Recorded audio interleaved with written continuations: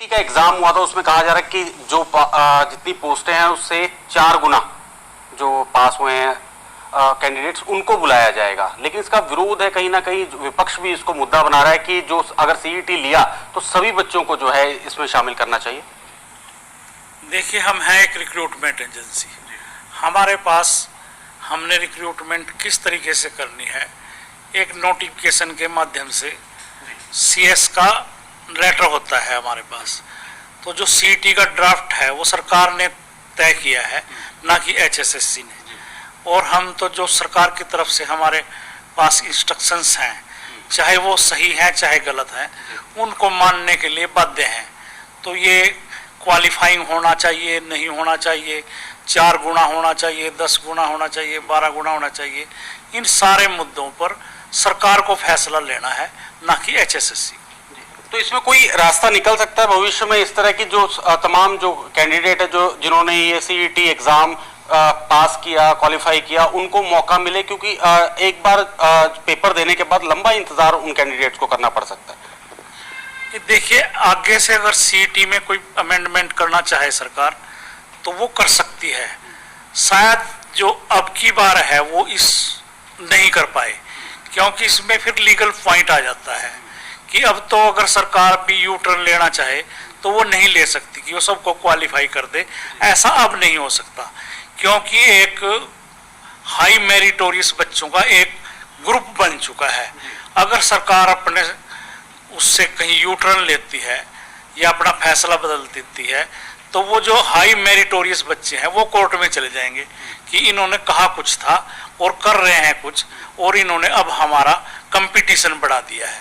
तो एक ये लीगल मैटर भी है। अब सरकार आगे से तो कोई अमेंडमेंट कर सकती है, पर पिछले वाली सीईटी में क्योंकि एग्जाम हो चुका है, अब नहीं, अब पीछे कदम हटा सकती। तो आपकी तरफ से भी कोई पहल होगी कि सरकार को इस तरह का कोई सुझाव या कहा जाए कि ताकि ज्यादा से ज्यादा बच्चे जो है जिनका भविष्य या जो नौकरी की जो एक रेस है उसमें वो शामिल हो सके? सरकार अगर चाहे कि हमारे को इस बात पे मुद्दे पे बुला के, तो हम अपना पक्ष रखेंगे कि इसमें क्या कठिनाइयाँ हमारे को हैं, क्या कैंडिडेट्स को हैं। तो जो उचित मंच होगा वहाँ पे हम अपनी बात रखेंगे जो कैंडिडेट के हित में होगी। ग्रुप डी का सीईटी एग्जाम का भी होना था, कब तक संभावित है, या वो भी सेम इसी तर्ज पे होगा? नहीं, उसमें कोई 4 गुना या 5 गुना का कंडीशन नहीं है।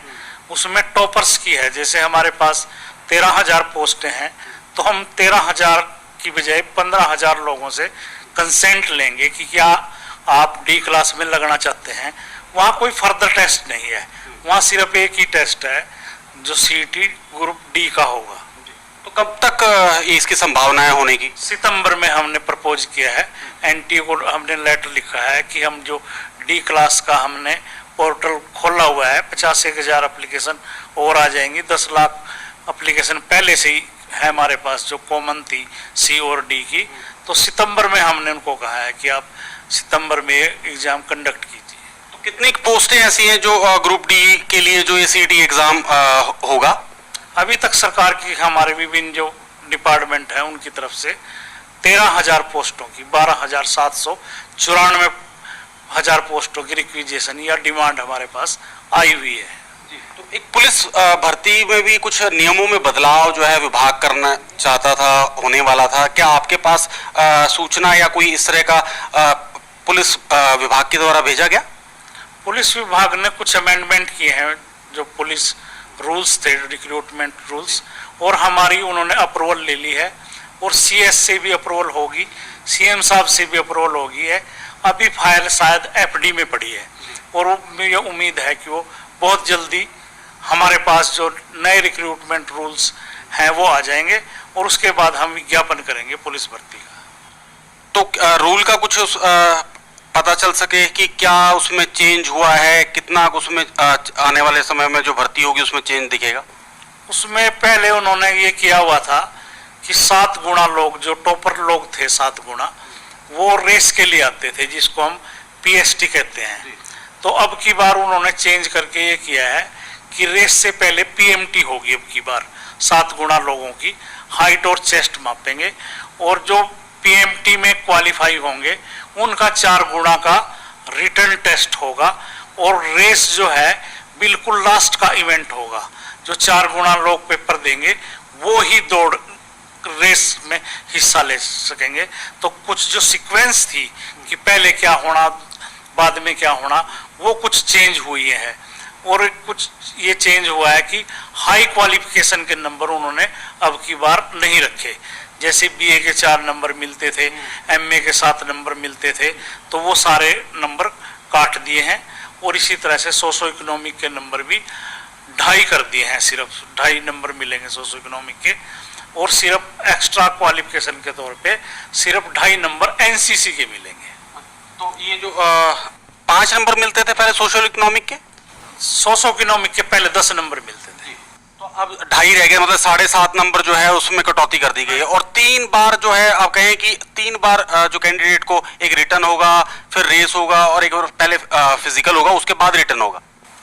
जी बिल्कुल। बाद में तो पीएसटी होगी, दौड़ होगी सबसे बाद में। पहले सिर्फ हाइट चेस्ट होगी, जो उसमें क्वालिफाई होंगे वो 4 गुना लोग, जो सीटी का ड्राफ्ट है 4 गुना लोग एग्जाम देंगे, और उसके बाद रेस होगी। तो ये जैसे कई भर्तियां जाके हाई कोर्ट में फंस जाती हैं, भविष्य जो है इस पे एक तरह से अंधकार में चला जाता है, कई लंबा समय हाई कोर्ट में इन भर्तियों को लेकर लग जाता है, तो कहाँ कमी रह जाती है? और इस तरह की जो दिक्कतों का सामना ना करना पड़े कैंडिडेट्स को और भर्तियां ना रुकें, तो उसके लिए जो है आयोग क्या कर रहे हैं? ये देखिए, कोर्ट में तो हम जाने से किसी को रोक नहीं सकते, उसका अधिकार है। और कई बार कोर्ट में हमको ऐसा लगता है कि लोग दुर्भावना से जाते हैं कि भर्ती को रुकवा दें हम। जैसे कल ही एक कोर्ट केस में गए, उस एग्जाम भी नहीं दिया कैंडिडेट ने सीईटी का, और जाके ये प्ले ले ली कि मैं तो जनरल नॉलेज जानता ही नहीं, मैं तो टेक्निकल पोस्ट का कैंडिडेट हूँ, इसलिए अगर सीईटी लेनी थी मेरे से तो टेक्निकल की लेनी चाहिए थी। और कोर्ट ने उसको अलाउ भी कर दिया कि इसको अगला पेपर दिलवाया जाए। तो इस तरह की कठिनाइयाँ तो होती हैं कि जब भी कोई नई चीज होती है उसको चैलेंज तो करते ही हैं लोग। तो ये